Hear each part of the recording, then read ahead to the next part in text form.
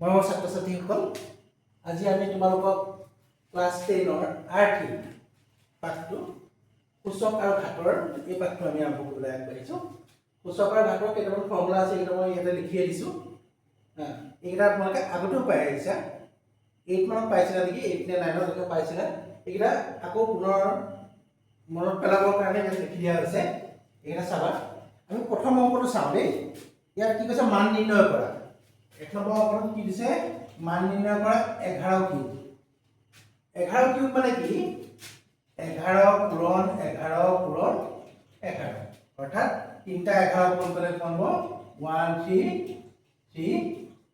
সেইটো একে সহজ উত্তৰ। একে চিন্তাই কৰিব লাগে। 2টো চোৱাচোন, 2 × 10⁻³ 2টো কি দিছে, 2 × 10⁻³ তাৰমানে কি, 2 পূৰণ 10 10 কিউব। 10 কিউব মানে কি পাইছিলোঁ আমি ইয়াৰ আগৰ পাঠটোত পাই আহিছিলোঁ কিউব কৰাটো, নহয়নে? 10 কিউব মানে হ'ল 1000। 1000 পূৰণ 2 সমান 2000 হ'ল। এইটো হ'ল তোমালোকৰ 1 নম্বৰ 2 নম্বৰ অংক। 3 নম্বৰ অংকত কি দিছিলে, ½ টু দি পাৱাৰ 3 নম্বৰ অংকত দিছিলে ½ টু দি পাৱাৰ -5। এই মাইনাছ থাকিলে ইয়াত দেখুৱাইছিলোঁ, মাইনাছ থাকিলে কনফ্লিক্ট কি হৈ যায়, লুটি খাই যায়। এতিয়া হাফটো লুটি খাই গ'ল, 2টো ওপৰলৈ গ'ল, 1টো তললৈ আহিল, টু দি পাৱাৰ -5টো হৈ গ'ল 5। মানে 2 5টা পূৰণ কৰিলে কিমান হ'ব, 32 তলত 1 মানে আল্টিমেটলি 32। অ'কে।